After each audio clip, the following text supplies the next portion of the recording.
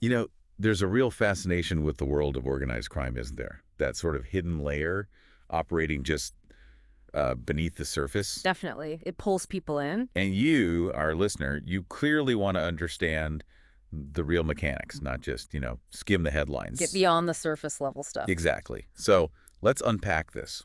Today, we're doing a deep dive into a group that's maybe not always in the spotlight like, say, the traditional mafia families, but one that's definitely made its mark in the U.S., the Chaldean Mafia. That's right. We've gathered information focusing specifically on this network, looking at their roots, their activities, where they've operated. Hmm. It's a pretty fascinating look at how organized crime can sort of grow within a particular ethnic community here in America. Right. And our goal here, it isn't to, drown you in every single minor detail. No, definitely not. It's more to pull out the key information, Yeah. understand why they matter, and give you a clear picture of how they function, within that larger criminal world. Think of it as the essential brief. You're fast-tracked to being really informed on this. So where does this story actually begin? It starts early in 1980s, specifically Detroit, Michigan. Okay, Detroit. Why there? Well, that location wasn't random. Detroit actually has the largest Chaldean population outside of Iraq. Ah, okay. Makes sense. So it became this natural focal point. The groups that started popping up were mainly Chaldean Catholic Assyrian immigrants from Iraq. Right, that shared background. Exactly. It created a very, very tight-knit membership. And unlike some of the, sprawling organizations you see in movies, Yeah. these tended to be smaller, highly exclusive, and often structured around that kind of traditional godfather figure. Okay, Detroit, early 80s, specific immigrant community, hmm and this godfather figure. Who was the main guy in those early days? That would almost certainly be Louis Akrawi, often called the godfather of the Chaldean Mafia. Lee Karawi. Yeah.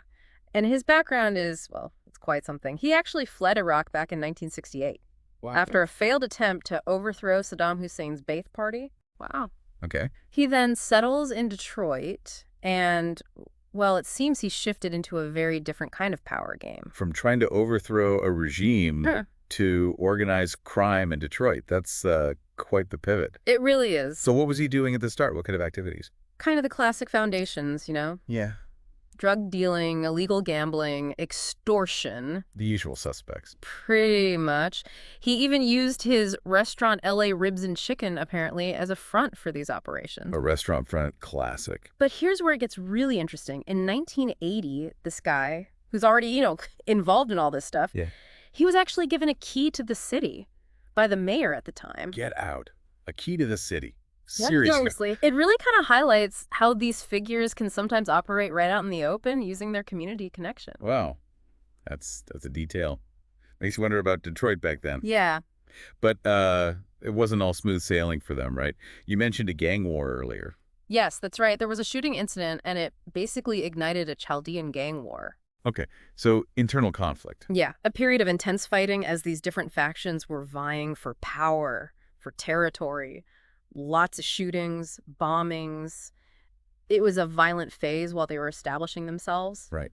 So emerging from that turbulent start, what bigger criminal enterprises did they get into? Sounds like it went way beyond just drugs and gambling. Oh, absolutely. The scope of their activities became, well, really broad. You're talking racketeering? There's a pattern of crime, right? Exactly. A pattern of illegal business, but also murder, arson, weapons trafficking, narcotics trafficking, obviously, money laundering. Cleaning the dirty money. Yep. Fraud, theft, counterfeiting, alien smuggling, assault, kidnapping, armed robbery. I mean, the list goes on. That is extensive. Basically, if it was illegal and profitable. It seems like they might have had a hand in it. Were there any particular areas they really specialized in or became known for? Narcotics trafficking was definitely a central pillar. Right. Transporting and distributing significant amounts of marijuana, cocaine, MDMA. What kinds specifically? Well, in Detroit specifically, they were known for distributing Canadian MDMA, Mexican marijuana, and also powder and crack cocaine they sourced from other groups. Okay, so they weren't necessarily producing it all themselves, but moving it. Exactly, moving and distributing. And here's another interesting part. How they integrated this with seemingly legitimate businesses. Like the restaurant? Mhm. Or other things? Other things, too. Chaldean-owned gas stations, convenience stores all over Detroit were reportedly used to launder the drug money. Ah, cash-heavy businesses. Easy to mix funds. Precisely. Makes it harder to track the origins of the illegal cash. So these weren't just, like, isolated ventures then. It sounds like they were plugged into the bigger criminal world. Mm-hmm. Were they acting alone, or did they build alliances with other, more established groups? Alliances were absolutely critical. Critical for their expansion, their reach. Who were they working with? They developed connections with some pretty significant players. The Detroit Partnership, that's the local American Mafia branch. Okay, the Cosa Nostra connection. Yeah. But also the Mexican Mafia and even the Sinaloa cartel. Wow, Sinaloa too, that's major league. It is. These alliances likely gave them access to, established drug supply chains, bigger distribution networks. Yeah, maybe some protection. Potentially, yeah. Protection from rivals, maybe even from law enforcement attention for a time. It really shows how these different criminal outfits, they often intersect and cooperate when it suits them. Okay, given this scale, this level of activity, law enforcement had to be taking notice eventually. Oh, for sure. They definitely did. What kind of efforts were made to, push back against the Chaldean Mafia? There were some significant multi-agency efforts. The Detroit Metropolitan Violent Crime Task Force. Who was involved in that? That was a big one. You had the FBI, ATF, DEA, Detroit Police, Michigan State Police, Wayne County Sheriff's Office. Basically a united front. Right. And did they have much success? They achieved considerable results, yeah.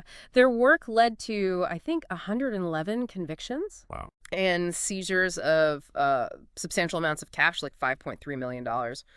Drugs, too. 6.5 tons of marijuana, 25 kilos of cocaine, some crystal meth, and like 78 firearms. Tons of marijuana.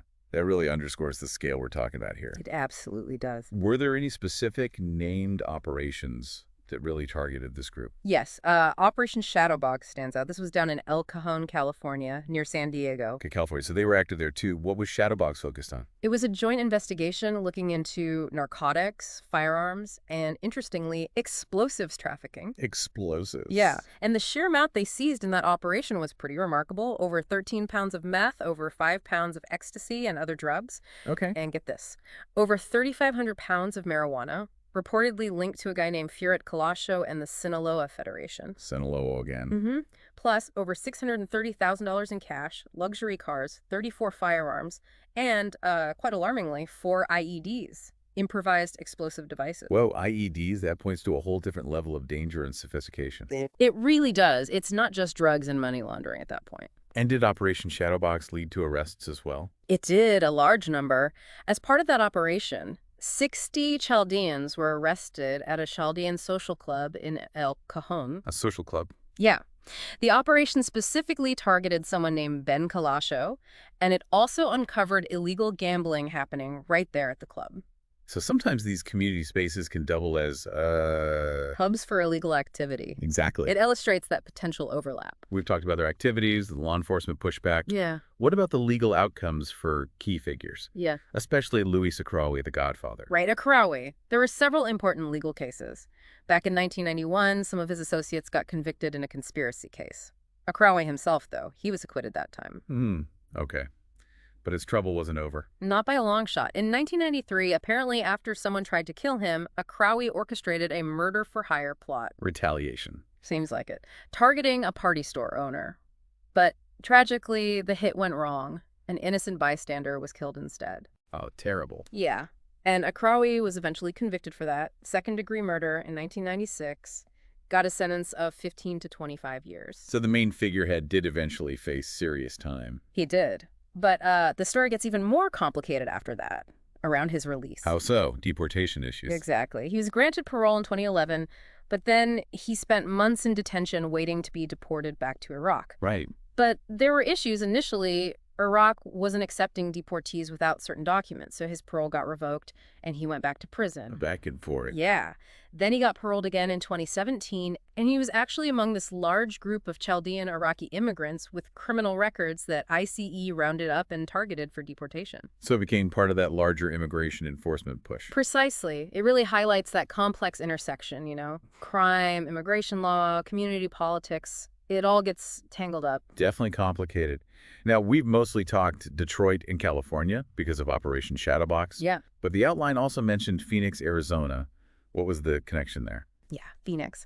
While Detroit was clearly the main hub and San Diego saw a lot of activity, Mm. Phoenix also emerged as an area with a notable Chaldean Mafia presence. It seems like the geographical spread kind of mirrors where large Chaldean populations settled in the U.S. So Detroit, San Diego, Phoenix, following the community footprint. Largely, yes. And importantly, the narcotics distribution networks, they reportedly stretched from Phoenix and San Diego all the way back to Detroit, So connecting those hubs. demonstrating how interconnected their operations were right across state lines. Okay. So let's try to sort of wrap this up.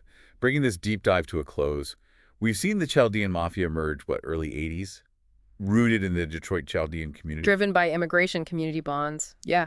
They got into a really wide range of crimes. Everything from drugs to violence to fraud. Formed some major alliances with other big organized crime groups. The American Mafia, Mexican Mafia, Sinaloa cartel. Crucial connections. And faced pretty significant law enforcement pushback.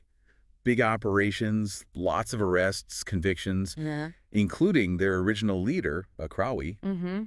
Substantial impact from law enforcement over time. And their reach wasn't just Detroit. It extended to other Chaldean centers like San Diego, Phoenix, often linked by those drug networks. Exactly. It really illustrates how organized crime can develop and maybe even thrive within specific ethnic communities, sometimes using those existing social structures for illegal ends, Right, yeah. and how these groups then adapt and interact within that wider landscape of American organized crime. It's not operating in a vacuum. No, definitely not. This has been really insightful and maybe a bit unsettling, too. Looking into this less discussed corner of organized crime in the U.S. It often is when you look closely. It really makes you think. Considering global migration patterns and how close-knit community ties can sometimes be exploited, what other kinds of unique organized crime groups might be operating, maybe under the radar, within diverse communities around the world? That's a big question. And what challenges does that pose for law enforcement, for society? It's certainly something to mull over. Definitely food for thought.